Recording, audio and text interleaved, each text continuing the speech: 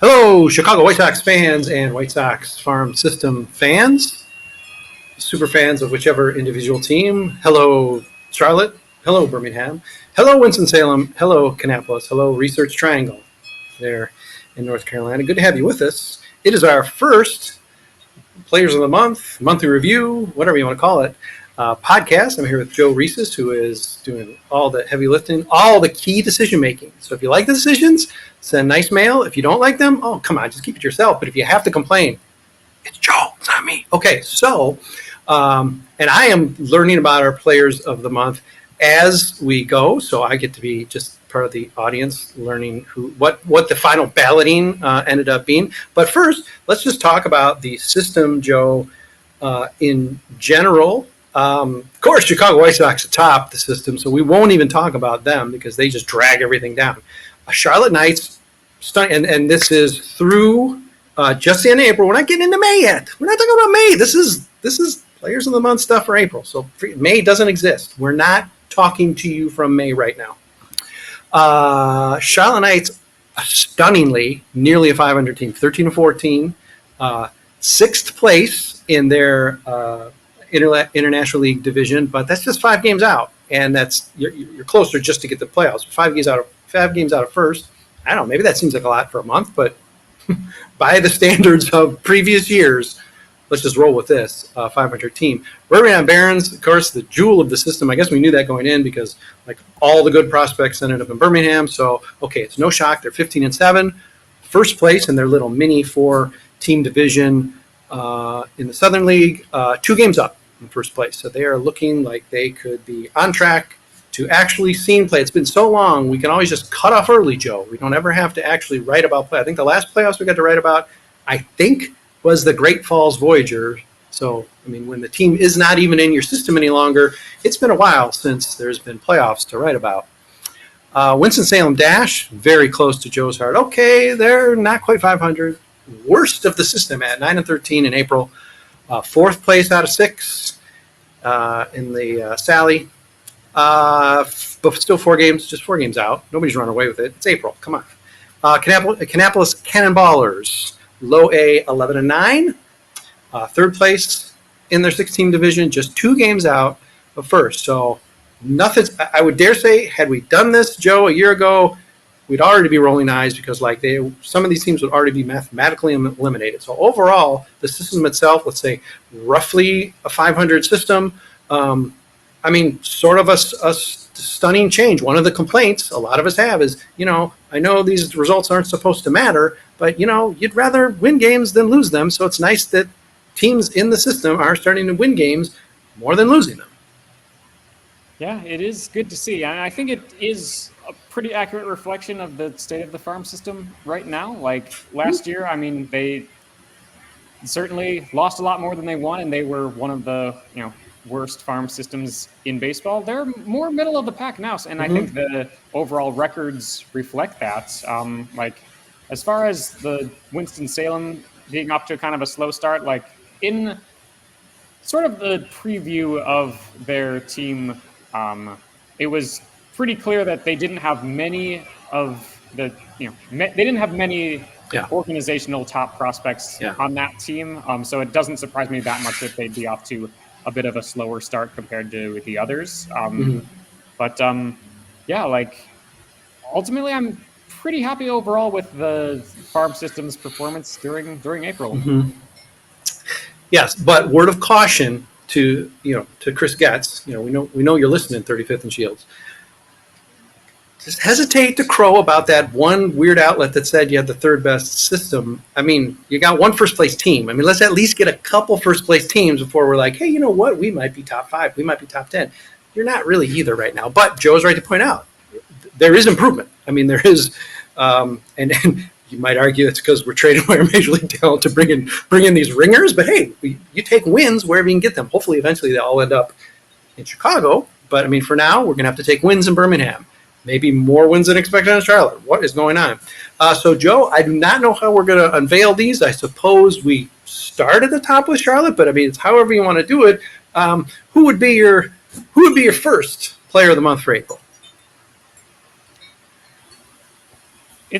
I would choose I think he still has enough at bats to qualify at this level. I would go with Danny Mendick because he completely massacred all of AAA pitching. He had 60 at bats there, which I think is enough to qualify for this award for the month. I mean, without even spending the full month in Charlotte, he had 8 homers, 20 RBIs, OPS in Barry Bonds territory in 1205. That's hard, really tough to beat that. And definitely gave the Knights offense a major spark. It's been a little bit of a tougher go, for the Knights ever since he was promoted, which will tend to happen when you lose a 1200 OPS player from your lineup.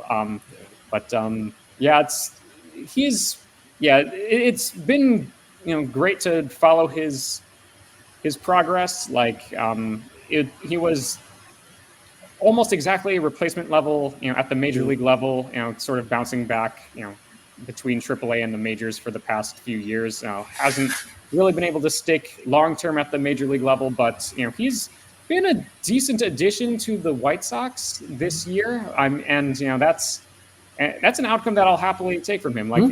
They drafted him in one of the later rounds, and they haven't really had much success of any kind among players who were drafted quite that late.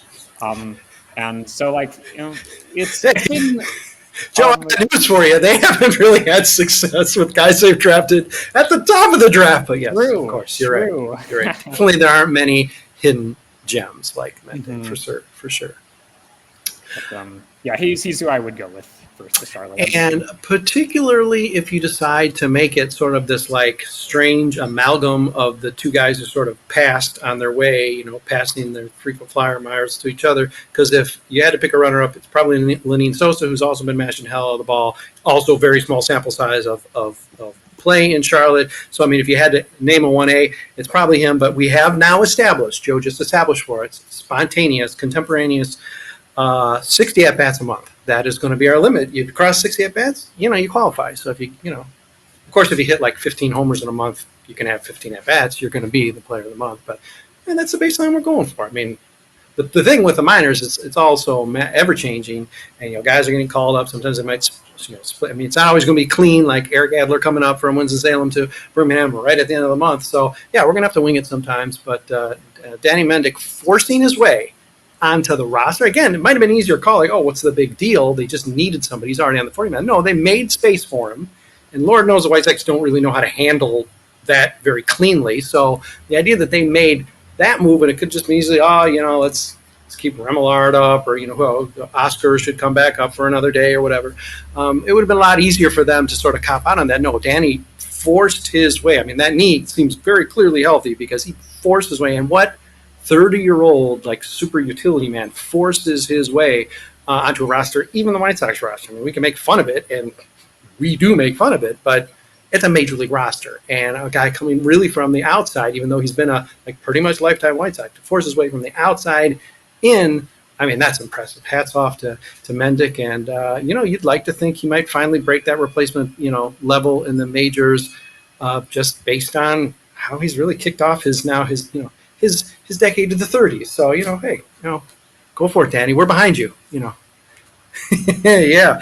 Okay, so, Joe, we are going to move down to the team where I have to admit I would scratch my head bald trying to come up with who in the world to pick just among the goddamn pitching rotation for the Barons, much less this entire roster. They're stacked. They've played well. I mean, this team is bristling up. So, in the end, who do you think you give the coveted Southside Sox Player of the Month for April award to in Birmingham?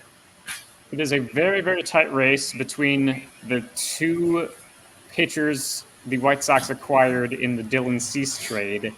The early returns are very positive on both of them.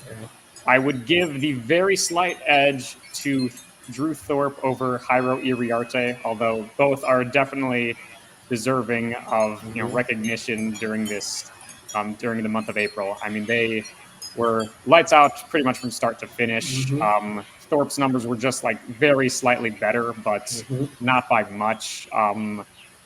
And it's good to see like them getting some level of production immediately, like from these trades. Like, I mean, Thorpe has already pitched 30 innings in 5 starts. It's got a 1.20 ERA. Iriarte's got a 1.46 ERA. And this is a stark contrast to last year with the Jake Berger trade, and it was just the timing of that trade just coinciding with a cold streak that Jake Eder had in the minor leagues. This is a very stark contrast to that, where immediately these pitchers are getting out to a very, very fast start, and I hope that they can keep this up, because they've been a big part of the Barons' red hot start, and I hope they can keep it going. Yeah, I hope, Joe, we end up getting to talk for each of these monthlies. Somehow it would fall on a Wednesday, because I will have written, so then I can speak to something and sound like I'm smart and keeping up and bright. But I did do the update on Tuesday, and Thorpe lost his first of the season. And, in a White Sox system, I mean, nobody's hitting the cover off the ball, particularly in the majors, but nobody's hitting the cover off the ball. So you'd think there'd be a few more cheap losses than that. First loss in his 5 starts, 4-1. His bad start, which would have been last night, his bad start, it's still 6 innings. It's 22 swing and misses, which led AA last night. It's 2 earned runs. It's 2 other hits besides the 1 home run he gave up. I mean, that's his bad start. I mean, you don't want to light too much of a fire and start getting the pitchforks out and saying, this guy needs to be in the majors, this guy needs to be at Charlotte. But both he and Iriarte are making a case. Drew Thorpe as the guy who sort of has all. I mean, Jairo is more like he's a little bit more under the radar, although he's getting out from under the radar at this point. But Drew Thorpe's he's sort of been the guy, right? He's a minor league pitcher of the year. To say he gets moved, or to say what does he have to still even prove at AA? I mean, you want to hesitate that type of be a little hesitant on that type of talk. But then the way the guy's been lights out, what his sort of pedigree is, what his expectations, fairly or not, placed on his shoulders, not to replace Dylan Cease, but just to be a stud. Iriarte is a little bit more of a house money situation. Drew Thorpe is a guy, from the start, it's like, okay, this is a stud, and he's done everything. I mean, he's done far better than I think we would have even expected. So he's a guy that you would expect we might not be talking about in Birmingham for too much longer. What for both of these guys, given that they have been lights out, and I guess you can maybe even extend it to Jake Eder. How long do you expect? Do you see these guys in Birmingham for the full season? What will be the hierarchy in terms of what movement might be? Do you have any feel on that? I do not think that Thorpe and Iriarte will be in Birmingham the entire season. As for when they would get promoted up to, say, Charlotte, my gut instinct would be around July. But that's sort of a gut feel as opposed to something that I'm super well informed about. Yeah. Well, they keep, we just talked about Danny Mendick forcing his way on, and this is a wonderful problem to have. Hey, what do we do with these guys? Well, we have too many good pitchers. I mean, let's not get ahead of ourselves. The major league team has won 6 games, but this is a nice problem to be stacking up, and so.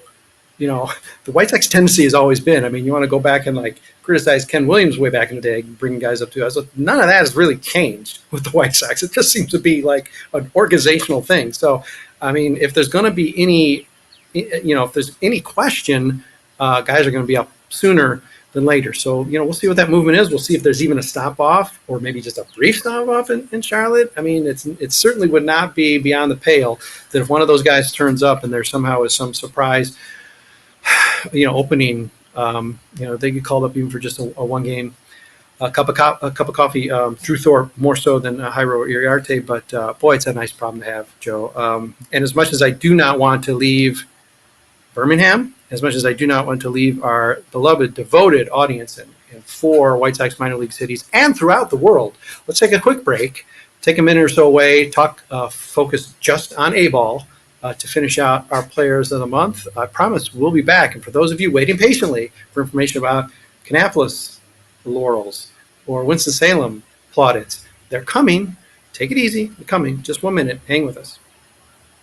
White Sox fans, my name is Brett Ballantini. Once again, somehow I find myself hosting a farm system podcast. We call it Sox Pop on the Farm. It's number 55. It's our first with Joe Resis. It's our first monthly awards with Joe Resis. It's our first, I believe, podcast devoted sort of solely to that. So we're trying to do things a little differently. You know, if you haven't caught us yet, where you been? What's going on with that? But pretty much every week at this point, we don't hit it like at the same second of the week, but we're trying to focus, drill down very deeply rather than just do summaries like we're doing with this monthly here, Joe and I. Trying to drill very deeply into one team per week. And so, you know, if you're waiting for your team and for some reason, you know, you're not able to work your podcaster machine enough to get, you know, your team's going to come soon. Another week, another 2 weeks, another 3 weeks. It's coming. Joe's going back to talking about the Dash like real soon. So just take it easy. Deep breath. We are talking about players of the month. Danny Mendick, who forced his way, he just said, forget it. I'm tired of all this goofiness with this White Sox system. You guys don't got anybody good in the major league, so I'm going to just hit my way to the south side. Well, he did that. So he is rewarded, therefore, with this 60 at-bat player of the month plaudits from Joe Resis. And then in a barn burner, in a photo finish among like this awesome rotation in Birmingham, and, you know, some hitters who would not in a normal month like necessarily be counted out either, is Drew Thorpe. Just by a nose over Jairo Iriarte, and Kai Bush is sort of like, hey, wait, I'm not in the photo finish too. So, I mean, this has been an impressive Birmingham month. We're heading to Single A, which is the home of our one losing team in the system in Winston-Salem, and a team that's doing a little bit better than 500. They're basically 500 A-ball. All that said, Joe, we need to name a Winston-Salem Dash player of the month. I got to think it's a pitcher, but audience, friends out there listening, I don't know this any better than you. So Joe's going to tell me who our Winston-Salem Dash player of the month for April is, and it is Joe. Speaking of players who forced their way into the next level, I'm going to give this one to Eric Adler. He is a reliever, and he was about as dominant in his 9 innings in Winston-Salem as he could have been. 5 out of 5 saves, 0 runs allowed, 14 strikeouts, 3 hits. Like, that's top notch right there. Difficult to really top that at all, and excited to see what he does in Birmingham. And yeah, definitely an interesting player to follow. I would also give honorable mention to another reliever, and it's not the Guardians infielder, but Jose Ramirez.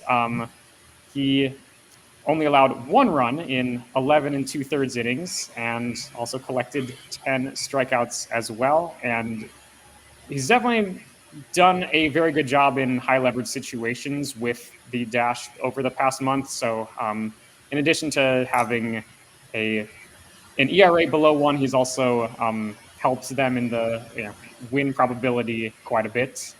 And he's been very difficult to solve. Opponents are batting 108 against him, in fact. Nice number there. But that's the Dash bullpen has really had a couple of very good players. Sort of mixed reviews in the rotation, but Goins had a good month. Schultz was also good. They didn't. I don't think either of them really caught up to those dominant relievers in terms of the value that they provided, though. This month, that can absolutely change in the future, and I really wouldn't be surprised at all if that changed in the future with Schultz in particular. But for now, I'd go with Adler with a close second to Ramirez. Yes. The back of the baseball card stats I like to provide here, Joe, because I have to have some purpose here, would be also that none of those Dash bullpen arms, including Jose Ramirez, as far as we know, threw a punch at Tim Anderson. so far this year. So again, more in the clear, this Jose Ramirez, than that other one. Okay, so we are heading down to low A. We're traveling along some form of research triangle, and we are going to land in Kannapolis. And there is probably a little bit more difficult fight among cannonballers for Player of the Month in April. I mean, you think about the Winston-Salem team. That wasn't. I mean, just the fact that you're picking a closer says that there wasn't anyone who distinguished themselves even in like 60 at bats with some real fomping and womping. So I'm guessing the Kannapolis was a little bit more difficult to pick. I'm curious to know who it is. So again, I don't know who it is. We're playing this game. It's like I'm on a game show. So Joe Resis, game show host, please tell us who the Player of the Month for the Cannonballers is for April. I'm gonna stick with pitching for now. I'm gonna give this one to Aldrin Batista. He had a very strong month once again, and 1.17 ERA. That's again top notch. Also a big fan of the peripherals. 19 strikeouts to 3 walks, and he is definitely a very promising player potentially. He's only 20. I guess he has a birthday later this week, so happy birthday, I guess. Congratulations. Southside Sox Award. And the prize money all in one place. Yes, exactly. But yes, he's had quite a month, as have quite a few starters on that team. It's a bit of a photo finish between a few people there, but I am pretty confident in giving Aldrin Batista the nod for that one. Mm-hmm. And in the tradition of the Riley Goenses or Gowenses of the world, or the Christian Manas or Manias of the world, Aldrin has provided us some controversy. We don't know if there is an accent. I think we had determined that Aldrin is not accented, but now I believe in the media guide it is. So I think he's Aldrin, but feel free, Mr. Batista, to contact us to let us know. Come on, you clowns, get it right. Joe had it right in the first place. Brett, what are you doing to my name? But anyway, yeah, extremely impressive as like a sort of a, well, you don't want to say afterthought, but, the White Sox are just so good at trading away international money. And the Dodgers had their eye on, I believe, a Korean pitcher, definitely a Pacific League of some sort, a player to sign with that international money they got from the White Sox. So, I mean, rather than just like, the White Sox going to make trades under Hahn where it just did seem like, we're just, we're giving it away, or we're not even using it. I mean, if Getz can at least, if we're not going to spend the money, at least if you can put it together, and Hahn, I guess, sort of went out the door making that one final decent deal. I think this was under Hahn's tenure to get Maximo Martinez and Aldrin Batista in this one deal just for money. Two guys who seem very promising. Aldrin more so. I know Maximo ended up higher on our list because I think Luke Smales is particularly high on him. But I mean, great. I mean, I'd love to have two guys who are really going to make the Dodgers, wish they just somehow waited one more year to try to go after this pitcher in Korea or Japan instead of give away two dynamite arms to the White Sox. Because, yeah, as you point out, Joe, Batista has been, this is great to be able to talk about guys who have done like everything they possibly could. Now, you'd expect this for Players of the Month, but I got news for you. It's not always that case. Sometimes it's just, all right, well, that guy was pretty good this month. I mean, Eric Adler had about as good a closer month as you could have. Aldrin Batista had about as good a starting month. Drew Thorpe, among others, in Birmingham, had about as good as you could possibly hope for. And frankly, Danny Mendick, he had such a good month that, he's in Chicago, which doesn't sound like a reward, but for Danny Mendick, who wants to get back in the majors and prove that knee is healthy and prove he's got the thump back in the bat, that's exactly what he wants. And who knows, maybe he'll contribute to more than 19 wins in 100 games, which I believe is the pace the White Sox are playing right now. But we're not going to talk about the White Sox here. That's the great part. This is a safe space for us, Joe, to talk about the system and be happy about some of the successes of the system because so far, so good. Inspiring. We could be cynical and say, you know what? It's just some imports. These. Hey, if you're winning games, I know winning games isn't all it is either. If you don't have like prospects or guys who can cross over into the majors, but winning games is a nice place to start. If you ask me would you trade your system with the Tampa Bay Rays system, I think every year I would say yes because they win like every division. Does that get them anything? Does that get them winning World Series? Not necessarily, but I'd just rather have winning than not. let's cover some postseason minor league baseball this year, Joe. I know the season's long. We're like, okay, we're ready to be done with this, but hey, let's cover a series or two, and maybe they will deliver that to us this year. Wow, we are really, really getting high in the fumes of a system that apparently, according to Chris Getz, if he wants to believe it, the part of the internet that's not despicable said that his system was number 3 in the game. So yeah, he's going to run with it. God bless you, Chris. Okay, Joe, thank you. This is Joe Resis, who is going to be sort of taking over, hosting, providing the medal for our Players of the Month here for another, I guess it's not quite 6 for every team, but 5 or 6 months of the season. And I guess, I don't know, in 30 days time or so, we'll talk about this again, and hopefully we'll have another like 3 or 4 just like no-brainers, because those are guys you sort of put a star next to in the system, and I guess some of them end up in Chicago sooner than we expect. Yeah, this was a lot of fun. Looking forward to doing this again. All right, Joe Reese is taking on the heavy lifting for us and the minor league coverage that we have. Again, nightly updates. You probably already know them. If you're listening to this, you're probably already checking them out. We've been doing them forever. You're not going to get stuff that's more detailed than what we do. Hey, sometimes I get tired. Yeah, maybe I I cheesed out on a write-up or something. Oh, okay, let me just write 8 paragraphs sometimes. It doesn't always have to be 3 or 4. Joe, he's the man. He's talking about the other team. He's giving you other team's prospects. He's giving you some play-by-play. Guy's got more energy than me. But listen, all 4 of our update writers, 4 or 5 or so, pretty dedicated to giving you great nightly coverage. And Joe is providing terrific monthly stuff, as you've just heard, our weekly awards article, and all these podcasts as well. We're talking with team sources in most cases. In the case of Winston-Salem Dash, we're talking to Joe, because we're not going to ignore Joe. So, okay, he drew the dash. He gets the dash. So, Joe, talk to the guys. Get them over 500, please, because, there's a movement going on here now. Apparently, we're the number 3 system in the game. So, this guy's got to pick it up. You can't be the number 3 system in the game and have a team below 500. So, pep talk your guys. And I guess we'll talk monthly awards and a system that's even stronger and brassier than it is now in 30 days, huh? All right. Sounds like a plan.